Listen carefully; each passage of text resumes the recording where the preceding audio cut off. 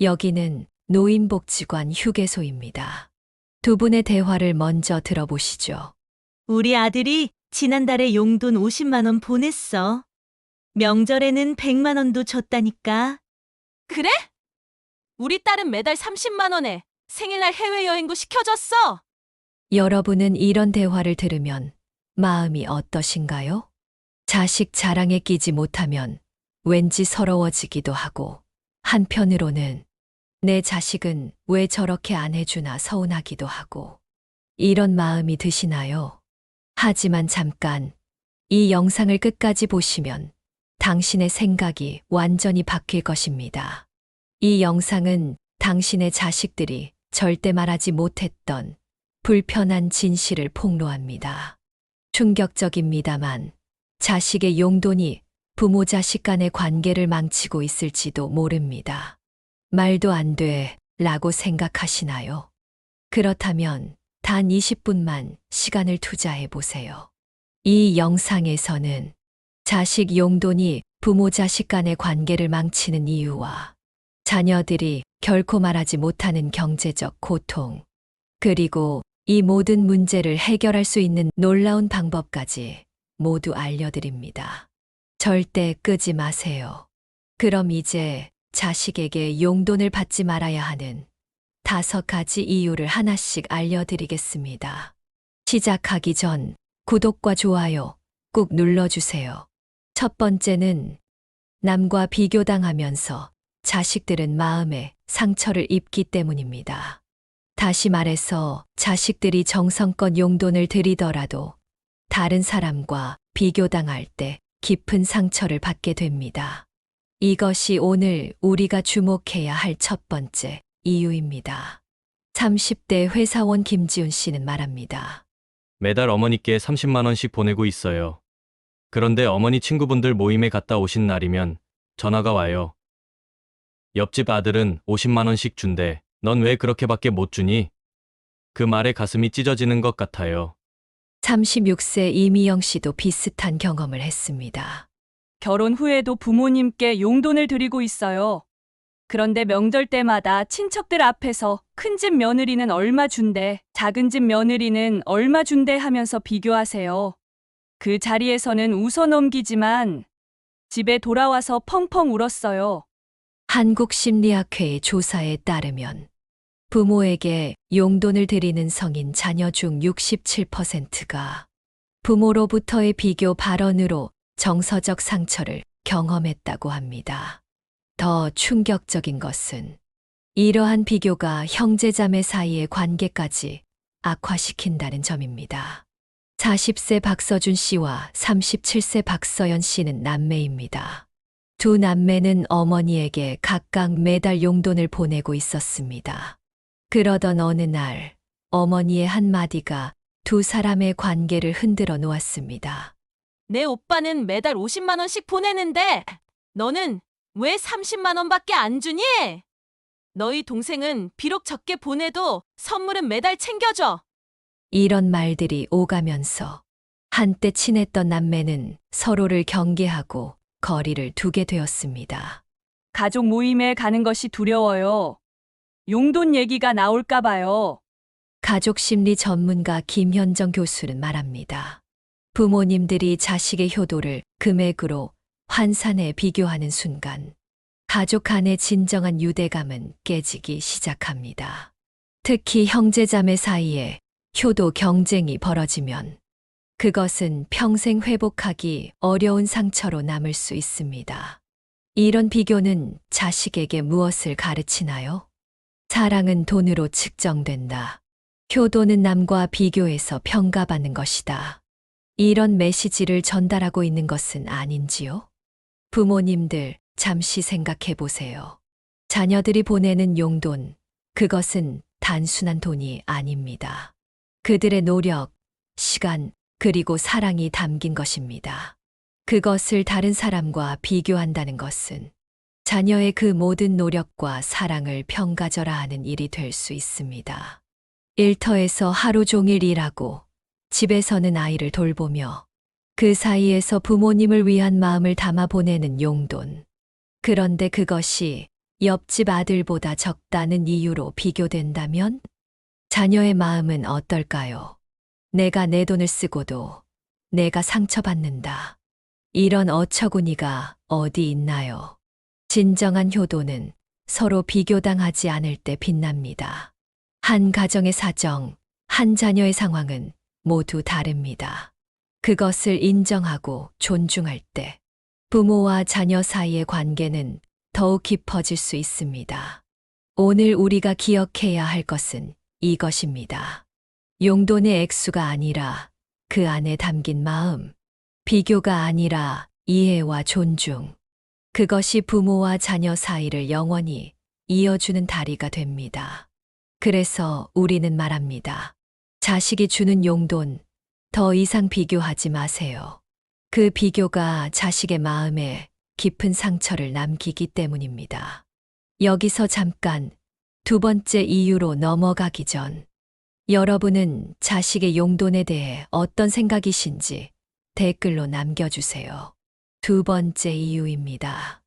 자식이 주는 용돈이라는 것이 예전엔 도리였지만 지금은 자식들의 부담이 될 수 있기 때문입니다. 잠시 옛날 분의 말씀을 들어보시겠습니다. 나는 저희 부모님이 돌아가실 때까지 모시며 살았어요. 지금처럼 요양원? 그런 건 상상도 못했지요. 80세 정병국 어르신은 맏아들로서의 삶을 평생 도리로 살았습니다. 부모님을 병수바라며 끝까지 모셨고 장남으로서 집안의 중심을 지킨 것도 자랑이었습니다. 그런 정할아버지에게 요즘 가장 큰 기쁨은 자식들이 매달 보내주는 용돈입니다. 큰애가 50만 원, 작은애가 30만 원, 총 80만 원이 매달 꼬박꼬박 들어와요. 지금 세상에 이 정도면 자식 잘 키운 거지. 이웃들에게도 자랑할 정도입니다. 하지만 그 자랑 뒤에는 말하지 못한 사정이 숨어 있습니다. 큰딸 은정 씨는 최근 남편 사업이 어려워지자 자녀 학원비마저 줄이며 생활비를 꾸리고 있습니다. 경수 씨는 마이너스 통장을 돌려막으며 부모님 계좌에 용돈을 넣는 날이면 이게 정말 효도일까 하고 혼잣말을 하곤 합니다. 경수 씨는 말합니다. 아버지는 도리라 하시지만 지금 제겐 그 도리가 빚입니다. 효도라는 이름으로 제 미래를 저당 잡히고 있는 기분이에요. 정 어르신 부부는 이런 사정을 모릅니다. 단지 우리도 그렇게 했으니 너희도 해야 한다는 유교적 전통이 몸에 배어 있을 뿐입니다. 하지만 세상은 바뀌었습니다. 세대는 변했습니다. 예전처럼 부모가 자식 집에 살며 밥을 얻어먹는 시대가 아닙니다. 이젠 자식들도 자신의 가정, 자녀의 미래를 감당하기에도 벅찬 시대입니다. 그런데도 여전히 효도는 당연하다, 용돈은 기본이다라는 과거의 도리가 오늘날의 부담으로 이어지고 있는 것입니다. 문제는 자식들이 이런 고통을 부모에게 말하지 못한다는 점입니다. 왜냐고요? 혹시 불효자 소리 들을까봐요. 그래서 침묵하고, 그래서 버팁니다. 일본이나 미국에서는 결혼은 성인이 독립하는 과정이고 부모가 개입하지 않는 것이 당연합니다. 그들은 말합니다. 나는 너의 독립을 존중한다. 하지만 대신 나도 너에게 의존하지 않을게. 우리 사회도 이제 바뀌고 있습니다.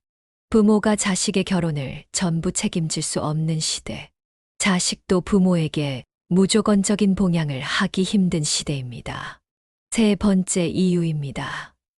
용돈은 부모 자식 간의 가면을 쓰게 만듭니다. 가면이 무슨 말이냐고요?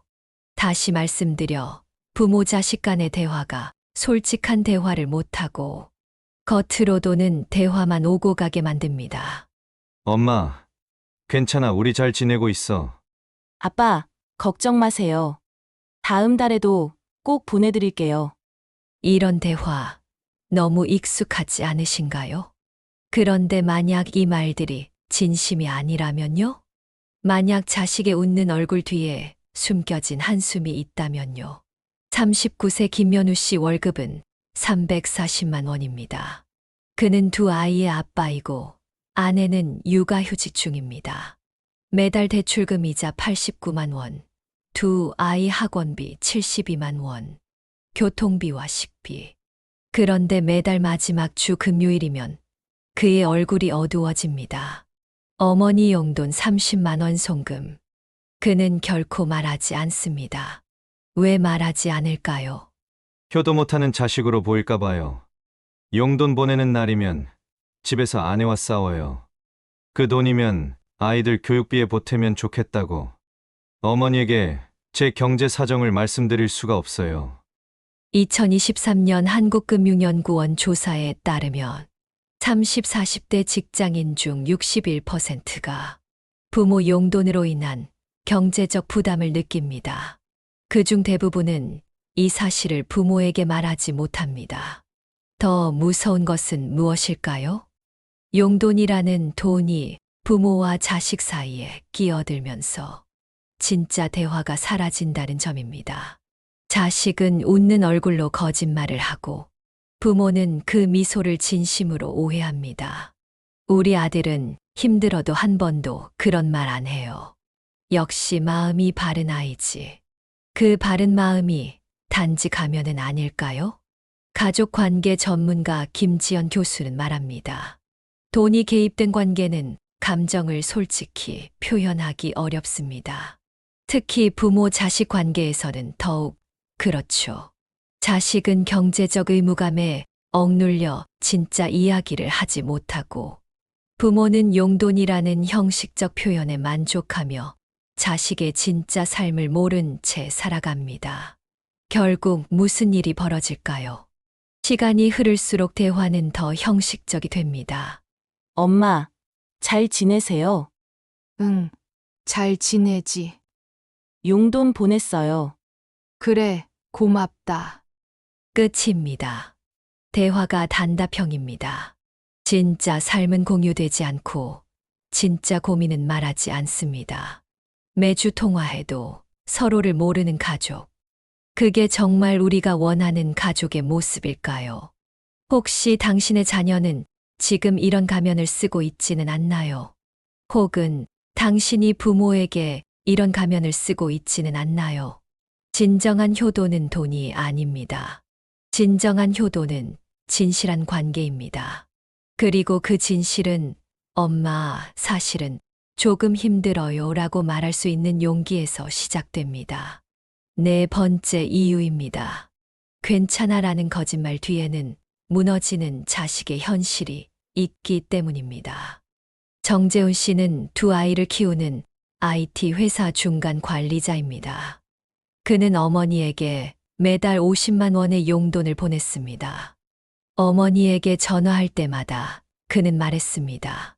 엄마, 나 잘 지내. 애들도 잘 크고 있어. 하지만 그가 말하지 않은 진실이 있었습니다. 회사는 경영난으로 3개월째 급여의 70%만 지급하고 있었습니다. 큰아이 대학 등록금을 마련하기 위해 그는 밤마다 투잡을 뛰고 있었죠. 아내와는 돈 문제로 일주일에 2번 이상 다툼이 잦았습니다. 과로는 결국 불면증과 위장병으로 이어졌고 그의 건강은 날로 악화되었습니다. 그러던 어느 날 정재훈 씨는 회사에서 일하다 갑자기 쓰러져 응급실에 실려갔습니다. 진단명은 과로와 스트레스성 위궤양 중증 탈수였습니다. 병실로 달려온 어머니에게 정재훈 씨는 마침내 고백했습니다. 엄마, 사실 회사가 어려워서 월급이 밀렸어요. 그런데도 엄마 용돈은 꼭 보내야 할 것 같아서 퇴직금 일부를 미리 받아서 꾸준히 보냈어요. 그 말을 들은 박영숙 씨의 가슴은 찢어졌습니다. 이것이 현실입니다. 2024년 서울대학교 연구에 따르면 30, 40대의 58%가 부모 부양과 자녀 양육, 이중 부담을 경험합니다. 이로 인해 자신의 노후 준비를 포기합니다. 더 충격적인 사실은 무엇일까요? 박영숙 씨가 3년간 받은 용돈을 거의 쓰지 않고 그대로 모아두었다는 점입니다. 혹시 나중에 아들에게 큰일이 생기면 도와주려고 했어요. 아들은 힘든데도 계속 돈을 보냈고 어머니는 그 돈을 쓰지도 못한 채 모았습니다. 이 아이러니한 비극을 아십니까? 그날 이후 박영숙 씨는 아들에게 말했습니다. 이제 그만 보내렴. 엄마는 그동안 충분히 받았어. 무엇보다 내가 건강한 게 엄마에겐 가장 큰 효도란다. 그 말을 듣자 정재훈 씨는 울먹이며 말했습니다. 정말 고마워요, 엄마. 사실 그동안 많이 부담됐었거든요. 심리학자 이민정 박사는 말합니다. 자식의 괜찮아라는 말은 종종 가장 위험한 신호입니다. 특히 경제적으로 힘든 시기에 더욱 그렇죠. 부모는 표면적인 말이 아닌 자식의 삶의 실제 상황을 살펴봐야 합니다. 여러분, 지금 자녀가 보내는 용돈, 그것은 정말 여유에서 나오는 것일까요? 혹시 그 뒤에 숨겨진 희생은 없을까요? 자녀가 괜찮아라고 말할 때 정말 괜찮은 걸까요? 아니면 당신을 걱정시키지 않으려는 마지막 방어일까요? 가끔은 받지 않는 것이 더 큰 사랑의 표현일 수 있습니다. 이제 그만 보내도 된다는 한마디가 자식에게는 평생 짊어질 뻔했던 짐을 내려놓게 하는 가장 큰 선물이 될 수 있습니다. 마지막 5번째 이유입니다. 받는 부모에서 지켜주는 부모로 변해야 하기 때문입니다. 64세 박수지 씨는 30년간 국어교사로 일하다 은퇴했습니다. 그녀는 딸 미경 씨에게 매달 용돈을 받았습니다. 그런데 어느 날 미경의 남편이 갑자기 실직했다는 소식을 들었습니다. 딸은 전화로 괜찮다고 했지만 엄마는 느꼈습니다. 딸의 목소리에 담긴 무거움을. 그날 밤 박수지 씨는 깊은 생각에 빠졌습니다. 내가 지금 받는 이 돈이 정말 필요한 돈일까? 다음 날 그녀는 딸에게 전화했습니다. 미경아, 이제 용돈 보내지 마. 엄마는 이제 괜찮아. 내 연금으로 충분해. 내가 주지 않아도 엄마는 여전히 내 편이야. 그 말을 들은 미경 씨는 전화기를 붙잡고 한참을 울었습니다. 그리고 말했습니다. 엄마, 그 말이 얼마나 힘이 되는지 몰라요. 처음으로 내가 진짜 어른이 된 것 같아요. 하지만 새로운 결정에는 새로운 도전도 따라왔습니다. 친구들 모임에 나간 박수지 씨는 곧 난처한 상황에 직면했습니다. 우리 아들은 지난달에 용돈 50만 원의 백화점 상품권까지 보냈어. 우리 딸은 결혼 5주년이라고 남편이랑 제주도 여행권을 선물했다니까. 모두가 자식 자랑을 늘어놓는 자리에서 박수지 씨는 잠시 망설였습니다. 그러나 그녀는 곧 깊은 숨을 내쉬며 이렇게 말했습니다. 나는 이제 미경이한테 용돈 받지 않기로 했어. 내가 스스로 충분히 행복하게 살 수 있거든. 그리고 그게 미경이한테 해줄 수 있는 가장 큰 선물인 것 같아. 순간 모임은 조용해졌습니다. 그러다 한 친구가 물었습니다. 그래도 서운하지 않아? 다들 용돈 받는데. 박수지 씨는 미소를 지으며 대답했습니다. 용돈보다 더 값진 걸 받고 있어. 미경이가 이제 마음 편히 엄마를 찾아오거든. 돈 때문이 아니라 정말 보고 싶어서. 돈이 우리 사이에 끼어들었을 때는 솔직한 얘기를 못했어. 그런데 이제는 속에 있는 말을 모두 할 수 있어서 얼마나 좋은지 몰라. 그 말을 들은 친구들은 처음에는 의아해했지만 점차 생각에 잠겼습니다. 한 달 뒤, 그중 2명은 박수지 씨를 따라 자식들에게 더 이상 용돈을 받지 않겠다고 선언했습니다. 처음엔 어색했는데 이제는 오히려 관계가 더 편해졌어. 돈 얘기가 없으니 진짜 대화를 나눌 수 있더라고. 2024년 노인복지연구소의 조사에 따르면 경제적으로 독립한 노인의 자존감은 그렇지 않은 노인보다 2.8배 높습니다. 스스로 의미 있는 일을 하는 노인의 우울증 발병률은 73% 낮습니다. 자녀에게 경제적 의존을 하지 않는 부모와 자녀의 정서적 유대감은 오히려 더 깊습니다. 노인 심리 전문가 정한솔 박사는 말합니다. 한국 사회는 너무 오랫동안 노인은 의존적 존재라는 고정관념에 갇혀 있었습니다. 하지만 실제로는 자신의 삶을 주도적으로 살아가는 노인들의 삶의 질이 훨씬 높습니다. 더 놀라운 것은 이런 노인들과 자녀와의 관계도 더 건강하다는 점입니다. 노년의 품격은 받는 것이 아니라 내려놓는 것에서 시작됩니다. 그리고 더 나아가 새롭게 창조하는 것에서 완성됩니다. 받는 부모에서 지켜주는 부모로, 의존하는 부모에서 독립적인 동반자로 세상은 바뀌었습니다. 이제 부모의 역할도 바뀌어야 합니다. 여러분은 어떤 부모가 되고 싶으신가요? 자식에게 짐이 되는 부모? 아니면 자식의 든든한 그늘이 되어주는 부모? 용돈을 받지 않겠다는 결정. 그것은 자식을 향한 마지막 선물일 수 있습니다. 그리고 당신 자신을 위한 새로운 시작일 수 있습니다. 오늘 우리는 자식이 주는 용돈 받지 말아야 하는 이유 5가지를 함께 살펴봤습니다. 첫째, 남과 비교당하면서 자식들은 마음의 상처를 입습니다. 둘째, 예전에는 도리였지만 지금은 자식들에게 부담이 될 수 있습니다. 셋째, 용돈은 부모와 자식 사이에 진짜 대화를 가로막고 가면 쓴 관계를 만듭니다. 넷째, 겉으로는 괜찮다고 말하지만 실제로는 무너지는 자식의 현실이 있습니다. 다섯째, 받는 부모에서 지켜주는 부모로 존엄한 노년의 새 모델이 필요한 시대입니다. 사랑하는 부모님, 자녀님들. 용돈은 효도의 전부가 아닙니다. 진짜 효도는 정직한 관계에서 시작됩니다. 진짜 부모 사랑은 내려놓는 용기에서 완성됩니다.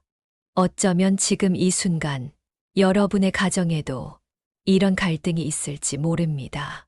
자녀는 말하지 못하고 부모는 알지 못하는 그 간극. 오늘 이 영상이 그 간극을 메우는 작은 다리가 되길 바랍니다. 그리고 자녀분들, 솔직히 말씀드리세요. 부모님들, 먼저 내려놓으세요. 그 용기가 여러분 가족을 다시 하나로 만들 것입니다.